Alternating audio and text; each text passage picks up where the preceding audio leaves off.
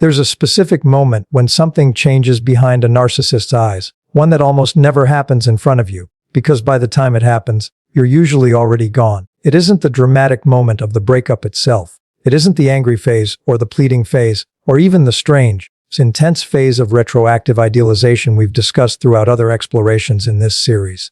It's later, quieter, and it arrives specifically when something finally, undeniably registers. This isn't temporary. You're not coming back. Not this time, not eventually, not after enough waiting or enough strategic patience. And what happens next, in that private, unwitnessed space, looks almost nothing like what most people expect.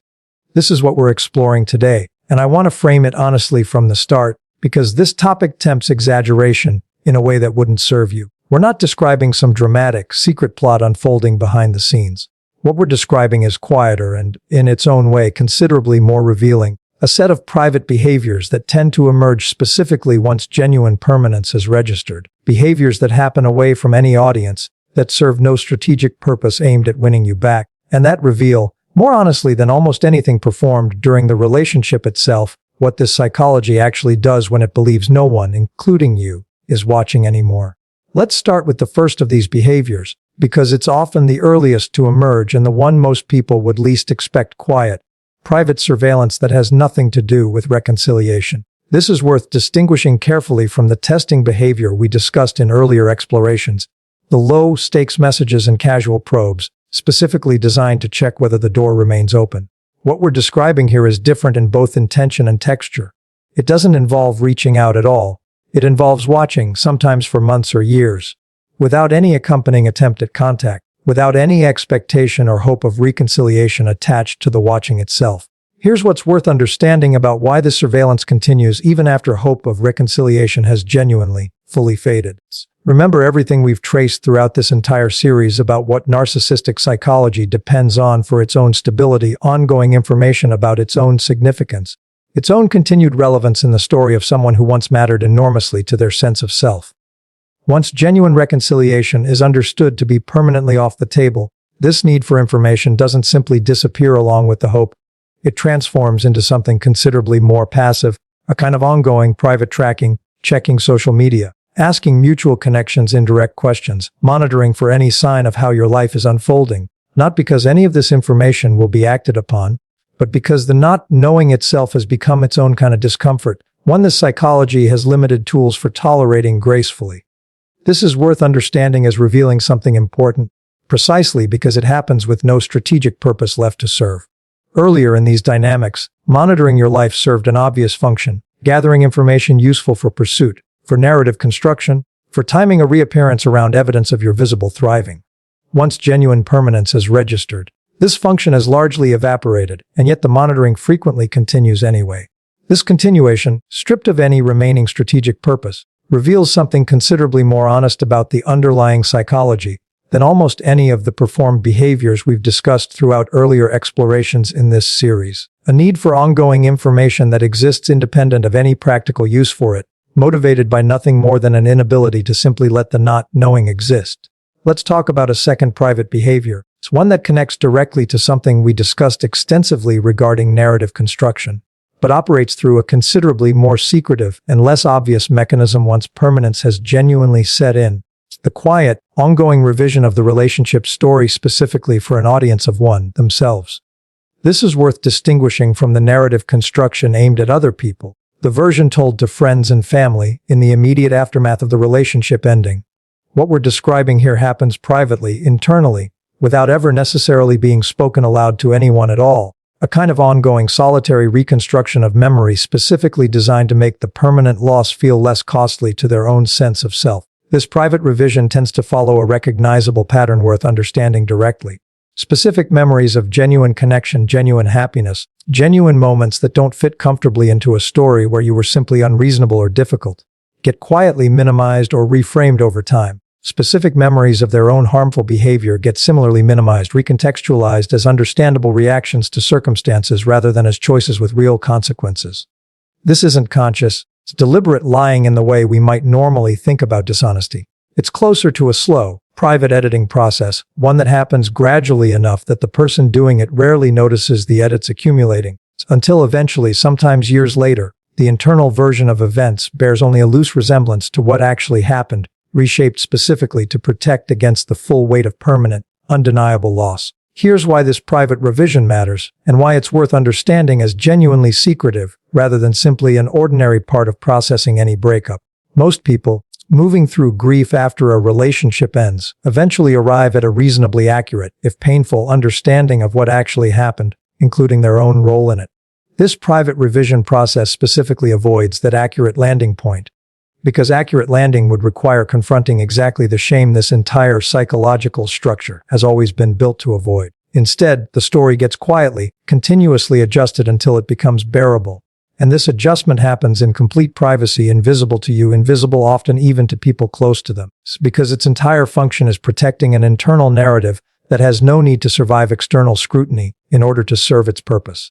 What we haven't yet covered are two more private behaviors that tend to emerge specifically once permanence has genuinely registered, each one revealing a different dimension of how this psychology privately manages what it cannot outwardly acknowledge. And understanding these final two behaviors, along with what all four reveal together about what actually happens when a narcissist finally, privately accepts that you are genuinely never coming back, is exactly where we need to go next. Let's move into the third private behavior, one that connects directly to something we've traced throughout this series regarding narcissistic supply, but reveals itself in a considerably more secretive form once genuine permanence has set in an accelerated, often somewhat frantic search for a replacement source of validation, pursued privately and rarely acknowledged, even to the new people being drawn into it, as connected to anything happening internally as a result of your permanent absence. This is worth distinguishing from the pattern we discussed in earlier explorations about repetition following unresolved loss, because what we're describing here has a specific,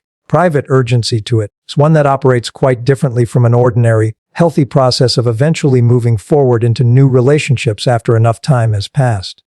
Here's what's worth understanding about the texture of this search once genuine permanence has registered. It often happens with a kind of secretive haste, motivated by an internal pressure that has little to do with genuine readiness or genuine interest in a new person for their own sake. Remember everything we've traced throughout this entire series about what stabilizes narcissistic psychology, ongoing external confirmation of significance and worth. Once your permanent absence has been fully absorbed, this stabilizing function needs to be replaced quickly, because the alternative, sitting with the genuine, unmanaged absence of it, is exactly the kind of unstructured discomfort this psychology has limited tools for tolerating.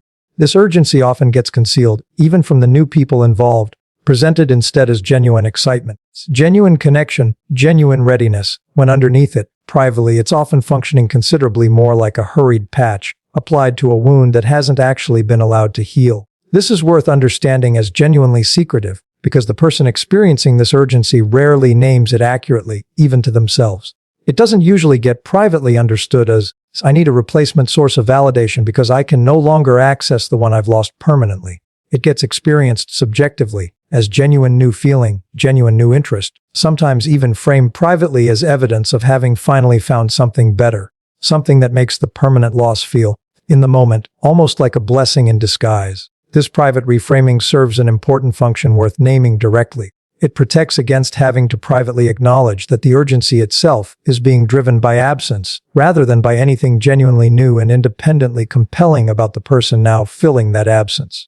Let's talk about the fourth and final private behavior, one that ties together everything we've discussed across this entire exploration into its most revealing forms: a private, largely unacknowledged pattern of comparison, measuring every subsequent connection against a version of you that has, by this point, been substantially reshaped by the private revision process we discussed in Part 1. This is worth understanding as considerably more complicated than simple missing or longing, because what's actually being compared against isn't you as you genuinely were, but rather the edited, reconstructed version that emerged from months or years of private narrative revision, a version that's often been simultaneously softened in some respects, the difficult parts smoothed over, and idealized in others, the genuine connection inflated beyond what it actually was.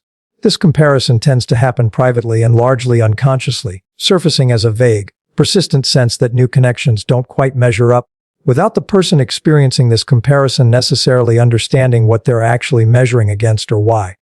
This is worth understanding as one of the more quietly tragic aspects of this entire pattern, because the version being compared against isn't actually real. It's a private construction, built specifically to make permanent loss feel more bearable. And yet it ends up functioning as an invisible, unfair standard applied to every subsequent relationship, one that no real person, including you as you actually were, could ever genuinely satisfy, because it was never built from reality in the first place. Let's bring these 4 private behaviors together now, because understanding what they share underneath their different surface expressions is what makes this entire exploration genuinely useful, rather than simply an interesting psychological observation. Quiet, purposeless surveillance, private narrative revision, urgent, concealed searching for replacement validation, and unconscious comparison against a reshaped, unreal version of you. So all 4 of these share a single underlying quality worth naming directly. They represent this psychology's private, largely unsuccessful attempts to manage genuine, permanent loss without ever actually processing it honestly. Each one functions as a workaround, a way of avoiding the direct, difficult experience of sitting with real absence, real consequence, and real accountability for whatever role their own behavior played in producing that absence. This is worth understanding as genuinely different from healthy grief, and it's worth naming this distinction directly, because it explains why these 4 behaviors tend to persist, sometimes for years, without ever actually resolving into the kind of settled acceptance that healthy processing of loss eventually produces. Healthy grief, painful as it is, tends to move toward integration, an honest, if difficult, acceptance of what happened and what was lost, including one's own role in that loss when accountability is genuinely due. These 4 private behaviors move in the opposite direction, away from integration and toward increasingly elaborate avoidance, each one requiring more ongoing maintenance than the last, because none of them actually address the thing they're all, in their own way, working so hard to avoid.